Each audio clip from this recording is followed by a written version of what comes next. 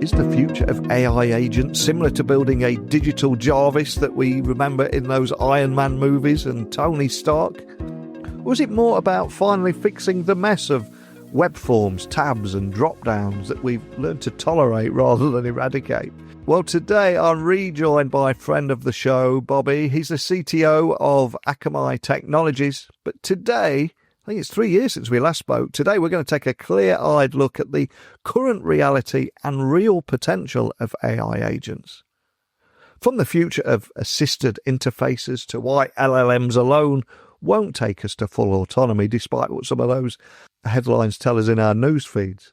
Robert's going to break down where we are right now, what's missing, and what needs to happen next.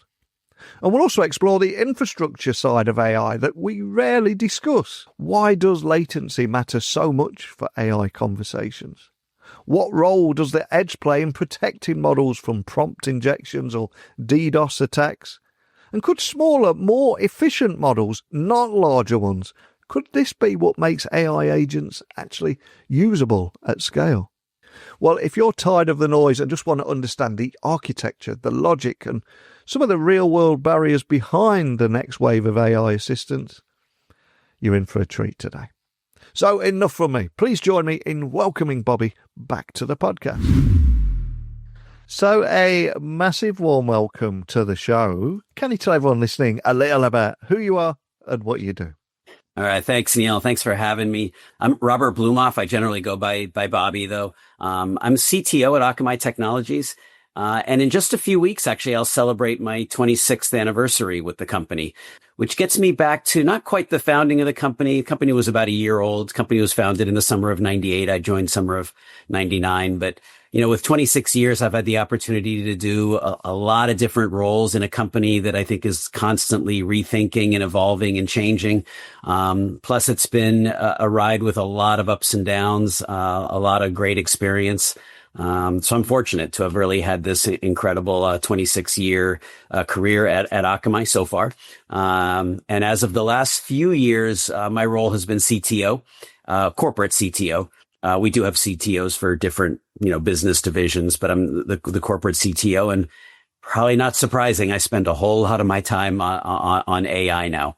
I think a lot of the value add is helping the company embrace AI, innovate with AI, but also do it in a responsible and rational fashion. And I'm excited to speak with you today and have you on the podcast to join me. You're right in the heart of this space at the moment where there is a lot of exciting technology happening. And we have heard a lot of hype around things like AI agents and agentic AI this year. But some of that reality that we're seeing out there still feels a little bit clunky. So from your vantage point, what is the real bottleneck right now? Are we talking about model limitations, integration challenges, or is it something else entirely? It's probably all of the above, but it depends a lot on what you're talking about. And I think one of the challenges that we have today in talking about AI agents or agentic AI is that it covers a broad spectrum, and it can be used in so many different contexts and to speak about so many really very different things. All the way from, the JARVIS AI agent of Tony Stark in the Iron Man movies to a simple conversational agent that can do nothing more than help you book an appointment with your healthcare provider, with your doctor. And those are obviously vastly different things, yet we call them the same thing. We call them agents. And so I do like to, when I speak about agents, I like to clarify what we're talking about. And oftentimes I think in terms of an axis, maybe that gives you sort of a grayscale from what you might call an assistive agent, like the example I gave of something that really is just a conversational agent that helps you book an appointment with your healthcare provider, all the way to a fully autonomous agent, like JARVIS, where there doesn't have to be a human in the loop. It can make plans, it can execute plans, and do almost anything fully autonomous. So there's that axis, a scale from assistive agent, which you could maybe argue is sort of an oxymoron, but people do talk about these types of things as agents, sort of an assistive agent where you have to have a conversation, human in the loop, all the way to an autonomous agent like Jarvis. And we have to be clear what we're talking about. And so when it comes to, well, what do we need? I do think that as these LLMs, for example, get better and better at tasks that traditionally require planning and reasoning and things like that, that the capabilities are moving from the left-hand side over to the right-hand side. But there are some challenges, I think, getting all the way to that right-hand side full autonomy. And I think, as we get deeper into this conversation, we'll have an opportunity to talk more about maybe what's needed to get all the way to the right-hand side, full autonomy. I think today we're really more focused on the left-hand side where we're dealing with assistive agents. And one of the things that always surprises me is just how quickly things can move and progress. I think we last spoke, I think it was 3 years ago, almost to the day. And I think we were talking about building and delivering and securing digital experiences. Fast forward exactly 3 years, we're talking about building a Jarvis-like assistant like Tony Stark's in Iron Man that doesn't even require AGI and all those other hyped subjects that we're heading towards. So can you explain what kind of architecture or what kind of systems design actually would get us there and why it's more achievable than many people might assume? Well, I think, relative to AGI, to clarify, I do think that, probably a Jarvis-like agent does require something, maybe not quite AGI, but something close to AGI. AGI is a pretty nebulous term, but something close to that. But I've often said that we can get a long way in terms of agentic AI with things that aren't that necessarily, meaning something maybe that's more task specific. And that gets me to sort of the other axis that I like to think about when I classify agents. I talked about, what I've sort of put on a horizontal axis, which is the degree of autonomy from assistive all the way to autonomous. The other axis is sort of from task specific to general. Jarvis is general. Jarvis can do almost anything. You can ask it to perform surgery. You can ask it for information. It can do anything. It's pretty close to AGI. But I think most of the enterprise value can actually be achieved with things that aren't that are task specific. You think about, for example, the agent that I talked about to help you make an appointment with your healthcare provider. That agent does not need to know how to write poems or do surgery. Or if you're a healthcare, an insurance company, and maybe you want an agent that's going to help your customers file claims and manage the process. That would be a very useful agent. Again, that agent doesn't have to be able to write sonnets or do surgery. So I think there's a lot of enterprise value in what you might think of as sort of task specific agents. And task specific agents that are also on the sort of assistive side, as opposed to the autonomous side, are pretty readily achievable with today's technology. I think an LLM coupled with the right other tools, an LLM plus the right tools is, I think, very capable of producing an assistive conversational agent that's task specific, that does things like help you, book an appointment with your healthcare provider.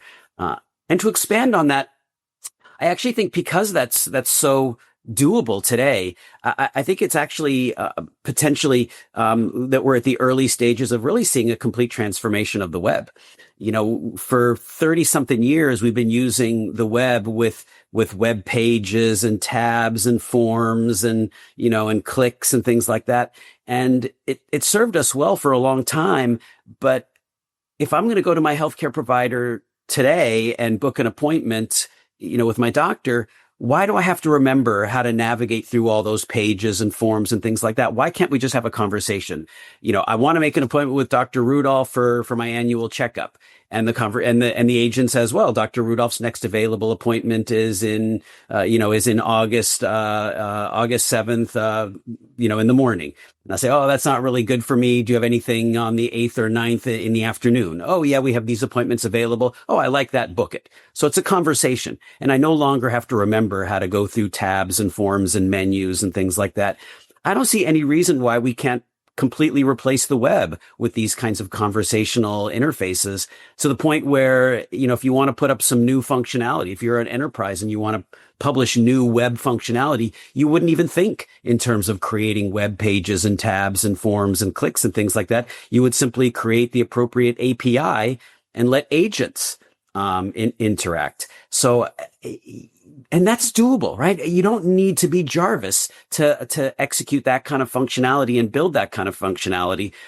One thing I will add, though, is I don't think you can do that purely with an LLM alone. I think you need what I oftentimes refer to as sort of a vertical approach as opposed to a horizontal approach, where you think in terms of an ensemble of tools, an LLM plus other tools that are able to execute the various tasks that you need to execute and do those things reliably.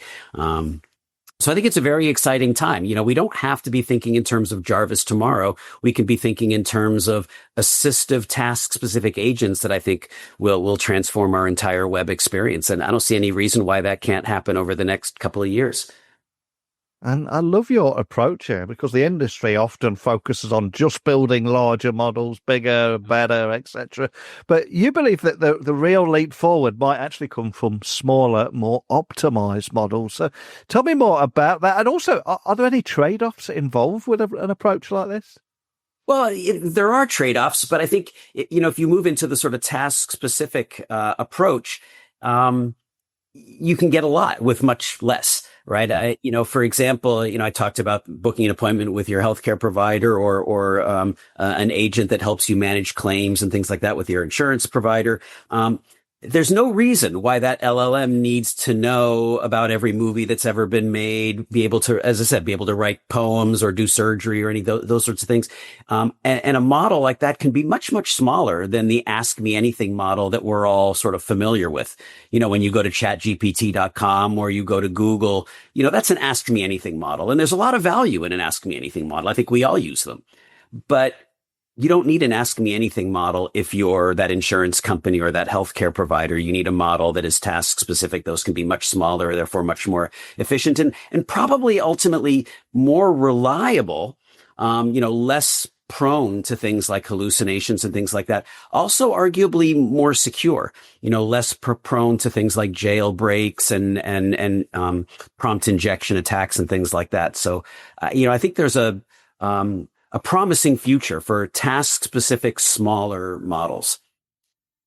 And at Akamai, you've got this unique role in edge infrastructure and compute efficiency too. Big reputation around that. So how does your position that you're in there, how does that help when coming to build and scaling more capable AI agents? You're almost in quite a privileged position there, but I'd love to hear more about that. Well, I think there's as I said, lots and lots of AI use cases, but there's a lot of use cases that are coming out where latency and scalability really matter. When you're really just dabbling in something and you're getting started, maybe none of those things really matter. And for some use cases, okay. But as this matures and we start to see these sort of conversational agents that may also incorporate voice, video, images, things like that, there's a real issue around scalability and latency. For example, a conversational interface has to have a pretty low latency. As you and I, for example, are having this conversation, we expect a low latency back and forth because, well, if you've ever had one of those conversations over a geosynchronous satellite, you know how awkward that can be. You step on each other and you can't really have a meaningful conversation. So, as we get into this world of conversational agents, latency really matters. Scale matters, again, especially as you're dealing with video and things like that.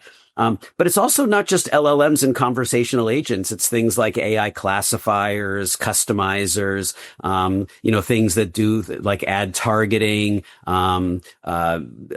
interactive, try something on, in an e-commerce site before you buy it. All these sorts of things require a low latency experience. And, so I do think that while it's still early days, as AI matures and moves from experiment to mainstream, we're going to see, it creates an opportunity for Akamai, to be a little self-serving here. It does create an opportunity because, that's what we do. All right. We allow applications to run at the edge, near the end users, near the devices, or near the other agents that you want to interact with to create a low latency, very scalable and low cost experience.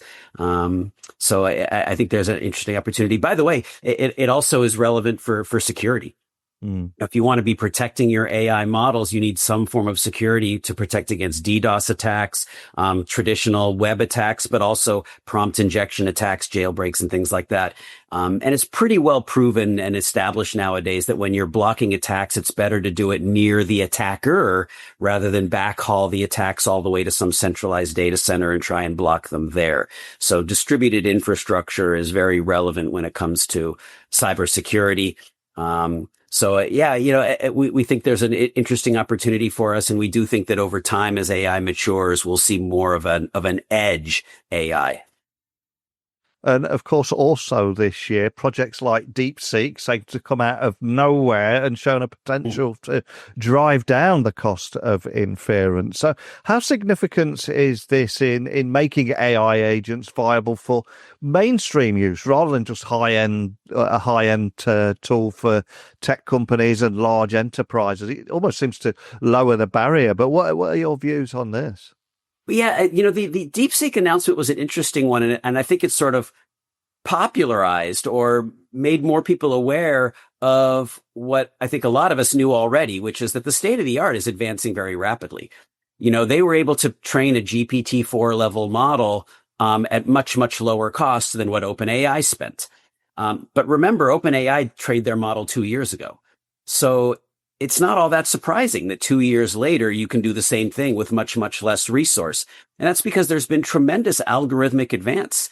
And by the way, remember that LLMs go way back. LLMs have been around for quite a while. The idea of a language model that is trained on text and is trained to produce next token predictions, which is what an LLM is, and the self-supervised learning approach that underpins LLMs that create the scale. Right. With supervised learning, you run up against limitations of scale because you can only get so much labeled training data. The beauty of LLMs is that they're self-supervised in their training, which means that you don't have to have humans create training examples. At least that's true for the pre-training, not for the fine tuning. But anyway, that technology has been around for a long time. The architecture, the neural net architecture, which is known as the transformer, that dates back to 2017. The famous Google paper that established the transformer architecture, that's 2017, 8 years ago. So we've had these technologies and have been working with them for quite a while. So it should be no surprise that there's a lot of algorithmic advance. There's continues to be algorithmic advance that allows us to do a lot more with a lot less. It means that the big models are more capable than ever, but it also means that big models can be executed much more efficiently. And it means that the small models are much more capable. So that is good news. That is good news for enterprises that want to deploy this technology, but have to do it with attention to the bottom line. You have to do it affordably. Most of our customers, for example, enterprises, aren't in the position of being a startup where you can lose money for 5 years. They have to get real ROI on their investments, and moving AI into this realm of efficiency, that's going to make a big difference for enterprises that want to use this stuff at scale. And before you rejoined me on the show today, I was reading that you've mentioned that 5 to 7 years is probably a realistic timeline for AI assistants that could go on to rival top human executive assistants. So what steps do you think need to happen along that path over the next 5 to 7 years? And are there any particular signs you think we should be watching out for during that time? Yeah, actually, an executive assistant is an interesting example to think about. So let me sort of slow down a little bit and put it back on that framework that I was talking about. So, I know that we don't have a graphic here, but let me try and draw the framework again of how I think about agents. The horizontal axis is the degree of autonomy, from an assistive agent where a human is in the loop and really doing all the planning and decision making, like the example I gave of making an appointment to see your doctor, all the way to a fully autonomous agent where it just does everything all by itself. So that's the horizontal axis. The vertical axis is how task specific it is. So at the bottom, it's task specific. It can only make appointments to see your doctor, or it can only file insurance claims to ask me anything, where it can do anything. The JARVIS sits at the upper right corner. JARVIS is in the upper right corner. All right, let's think about an executive assistant, an agent that is going to do everything that you expect an executive assistant to do. I actually think it's an interesting use case because it lands, in my opinion, kind of in the center of that graph. So let's peel the onion on that. So the horizontal axis, as I said, is the degree of autonomy from purely assistive all the way to autonomous. An executive assistant is actually kind of in the middle because a good executive assistant is fairly conversational. A good executive assistant knows how to engage the executive in a conversation to figure out what they really need. And when there's questions, they go back and they know how to have a conversation with the executive to do the right thing. They have a fair degree of autonomy. And that's why I say they're kind of in the middle of that horizontal axis, because they're actually more conversational than you might initially think. They're sort of in the middle there. And as I said, a good EA is kind of, in the middle there, because they know how to have a conversational interface. Then when it comes to the vertical axis, I would argue that again, they're also roughly in the middle because they're fairly general purpose. A good EA knows how to do a lot of different things, but they don't know how to do everything. They're not like JARVIS, where they can literally do absolutely anything. They have limitations. And this is an important point because unlike LLMs, they know their limitations. And that's an important distinction. LLMs are weird in that they oftentimes have no idea what their limitations are, and they won't admit their limitations. So now that's not always the case. There are sometimes you'll ask an LLM a question, and in some cases, it doesn't really have a high probability completion that actually answers the question. And really all it has in terms of high probability completions is something that says, well, I don't have any information on that and can't really answer your question. That does sometimes happen. But in a lot of realms, like planning and problem solving and things like that, in a lot of realms, there's almost always a high probability text completion that it can use. The problem is that it might be completely wrong. You might end up with a plan that isn't actually an executable plan, a plan with driving instructions that uses routes that don't exist, a plan that's based on information that is completely wrong, hallucinations. So LLMs will oftentimes not be aware that they don't know how to solve the problem. They'll give you a solution or a plan that is actually just completely unworkable based on false information, things like that. Whereas a good EA will admit their limitations. They'll say, well, you're asking me to perform surgery. I don't know how to perform surgery. Let's get a doctor. And that's a ridiculous example, of course. But I use that one actually because it's kind of, since we were talking about JARVIS, right? Tony Stark has JARVIS, but he also still has Pepper, right? Yeah. His actual human assistant. And you remember Pepper, she's very reluctant to perform surgery on him to actually, do those sorts of things. Like now he forces her to do it because it's better theater that way. But a good assistant, unlike an LLM, knows how to state what their limitations are. I can't do this. Can we get somebody else to do that? So I think we have a ways to go. And that's kind of why I put it in that sort of middle realm of it's not, today or tomorrow.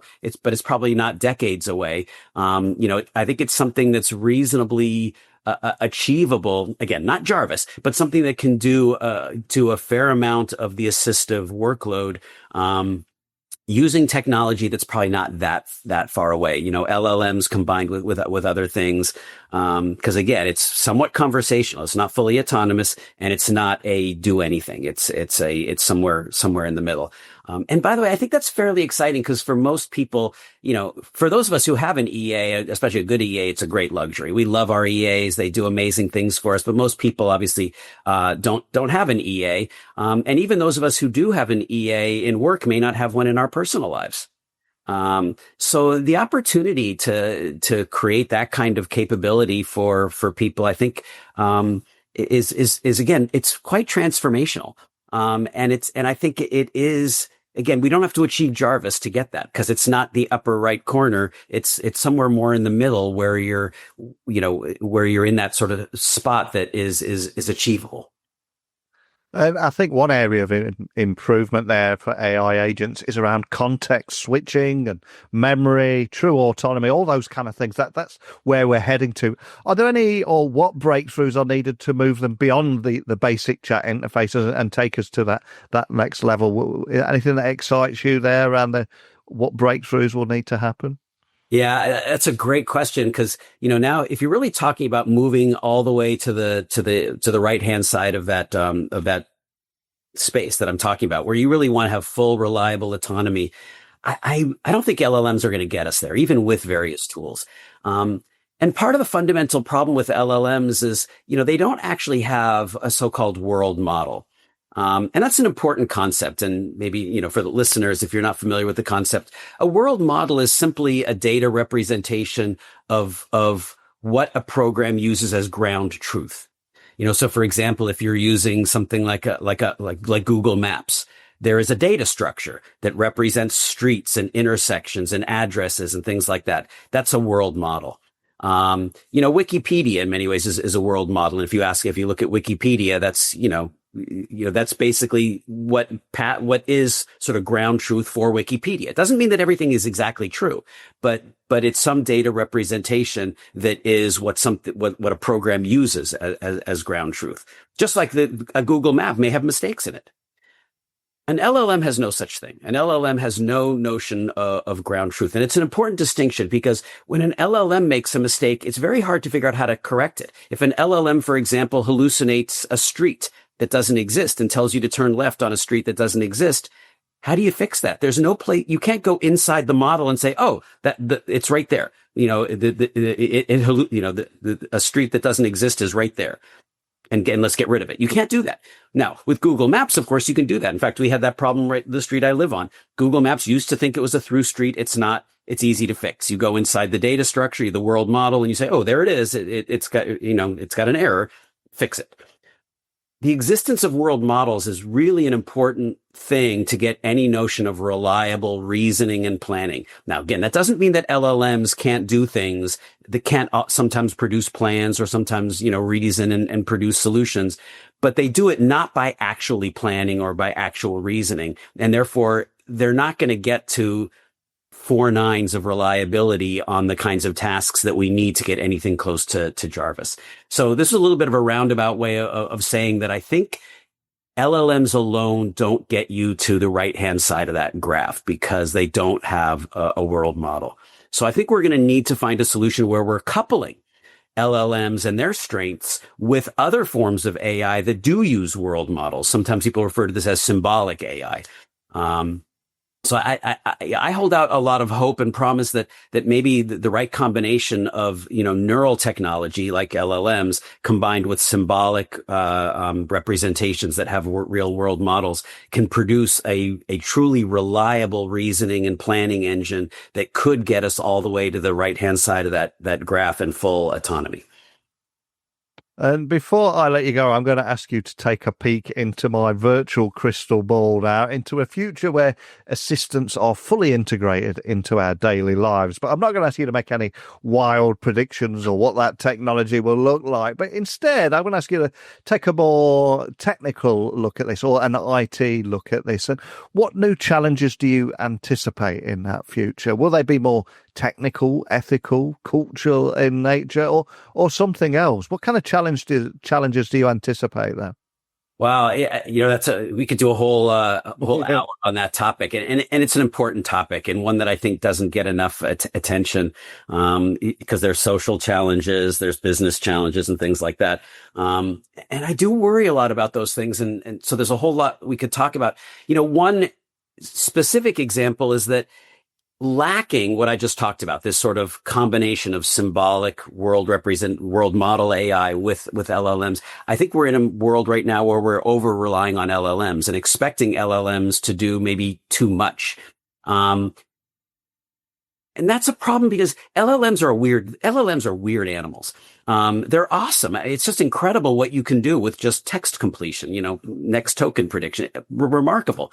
But you always have to remember that under the covers, that's really all they are, is sort of the token predictors. They don't really have abilities that they sometimes appear to have. So I sometimes say that LLMs live in what I would sometimes refer to as the sour spot. It's the opposite of the sweet spot. And I'm being a little harsh about LLMs because LLMs are awesome, but let's be real here. They live in this sour spot. What I mean by that is that they very often produce an answer with a plan that is a perfectly good plan, they didn't actually get there by planning, or they produce a solution to a problem that requires reasoning. They show you a very well-reasoned solution to a problem that's correct, but they got there without actually reasoning. And that's kind of remarkable. And they do that not all the time, but pretty often. right? They're not, as I said, you don't get to 3 nines, 4 nines, 5 nines. Most tasks you don't even get to 1 9, but they do it just often enough. And this is what I mean by the sour spot. They do it just often enough to fool us into thinking that they're actually reasoning.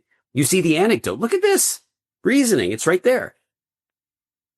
But it kind of fooling you. Anyway, so I think we get fooled by LLMs into thinking they can do more than they actually can do, because they so often can produce a good plan without planning, a good solution without reasoning, and things like that. So the over-reliance on LLM, I think, is going to get us into a lot of trouble in the near term until we find these, if you will, better solutions to tasks like reasoning and planning and so on. So that's just one of many things that I could have, that we could talk about when it comes to the risks. Yeah, 100%. We could, as you said, we could spend a whole hour on that topic alone. And I am conscious we've spent our conversation today being very forward-looking, looking into a future, building a Jarvis-like assistant like Tony Stark's in Iron Man. But now I'm going to ask you to go back now and look at your career and the journey that you've been on as a human on this planet that we all share together. And I think none of us are able to achieve any degree of success without a little help along the way. So if I was to ask you, is there a particular person that you're grateful towards who maybe saw something in you, invested time in you, helped you get you where you are? Who would that person be and why? Let's give them a shout out today. Yeah, I've been lucky enough that there have been a lot of people who I think supported me along the way. And despite my best efforts to the contrary, were able to see good things in me, and take some of those risks. But the one person who really, was there at the most important time and made the biggest difference would be Professor Andy Van Dam at Brown University. And I had the opportunity recently to we were at an event where we were celebrating he's now 60 years at Brown University, remarkable career. And I was at this event and I had the opportunity to tell the story, cause he remembered it, fortunately. But I had never really, relayed the story back, certainly not in front of an audience. And I won't, bore you with the whole story here, but the point is that he was somebody who saw something in me that I think was not readily apparent. I was not always the finest example of personhood, and especially, in those years of college. I was a pretty good screw up. But yeah, he saw that I had some ability and repeatedly went out on a limb and gave me these opportunities. One in particular, I had to take a forced year away from Brown, forced in quotes. That's a whole other story, but I did have to take a year away from Brown, and he found me, a job, which it really changed my life. It came at a critical time where it sort of was really a life changer, and he went out on a limb, putting me in that position, giving me that opportunity. I'm, eternally, thankful to him for that. And I'm also glad that I had the opportunity to say that directly to him in front of an audience just a few months ago. And by the way, since I'm, Andy, one of probably the most remarkable thing about Andy is that there are hundreds of people like me who have a similar Andy Van Dam story. Wow. Yeah.